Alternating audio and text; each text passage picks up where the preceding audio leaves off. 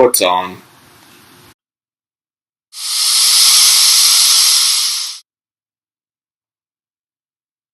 Hey everyone, Killer Sci-Fi Action Me Reviews here. Today I'm going to be starting up my series reviews again, and I do plan on finishing this time, because I have all the episodes to this season, or series, because it was only one season, 3 episodes.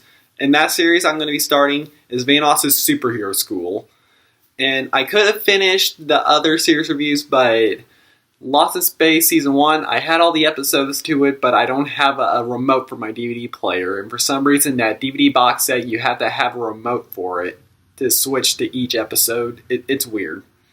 And then the Marvel Avengers Assemble one, I can only went up to 2 episodes because Marvel HQ didn't upload episode 3, so couldn't get through that one. But anyway, let's get on to episode 1 of Vanoss Superhero School.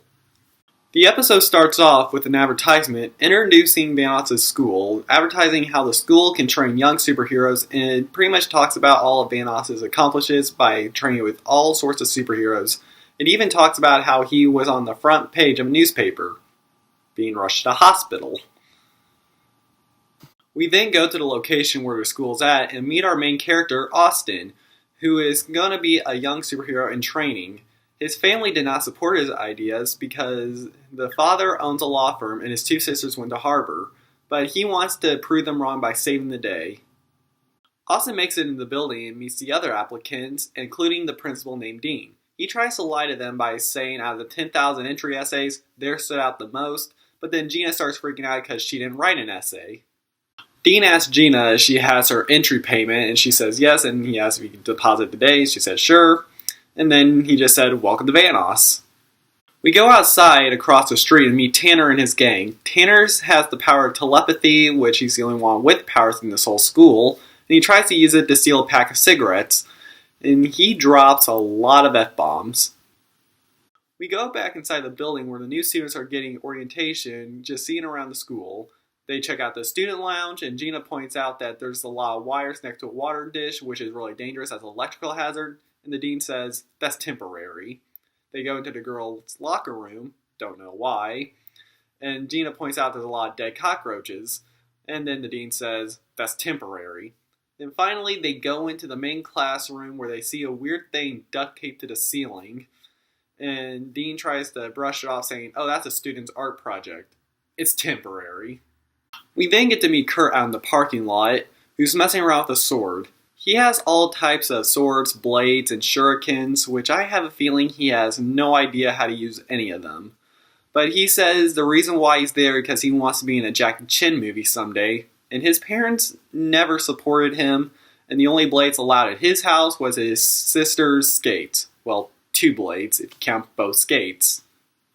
Class is now in session. The dean is explaining to the class that the first lesson that every hero needs to know is bravery. And that's all a hero needs for a weapon.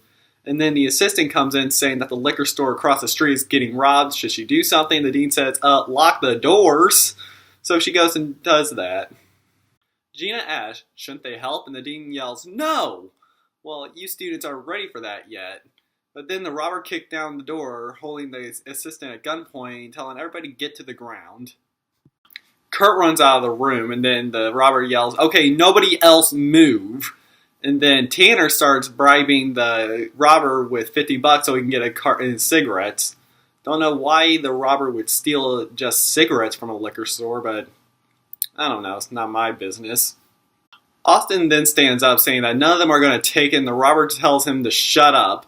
And then Austin just kept going on until finally the robber aims his gun up, shoots at the ceiling, and that thing from earlier that the dean said was art comes crashing down, hitting the robber in the head. The robber's out cold and the dean rushes over, standing over him, making it look like he knocked him out. The police soon come in, taking the robber away. Then Kirk comes in, wielding all sorts of swords and wearing makeup, making him look like the Joker. He soon walks away, though, when everything was done. Finally, the principal and the cop from earlier were escorting the criminal out of the school.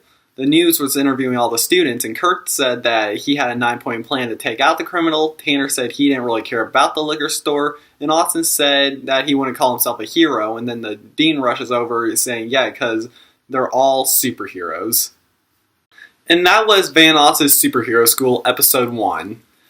And I actually enjoyed the episode. The camera work kind of reminded me of The Office, if anybody still remembers that show, because I think it still plays on Nick at Night and stuff. But anyway, the story was great. I enjoyed all the jokes. The one thing I could have done less of was the F word in it. That was really not necessary, especially coming from Tanner. He probably could have used 1 or 2, not 15. But anyway, if I would have to rate this one episode, I would have to give it 3 stars.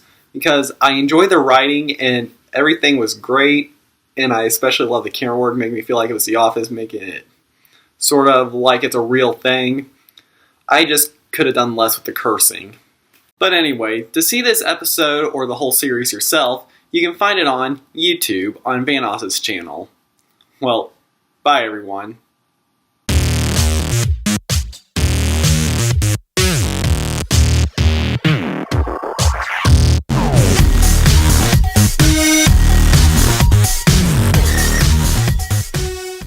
To see more content like this, why don't you subscribe to my channel? And see the latest video, click right there. And to see a playlist of my 50s and 90s music, click right there.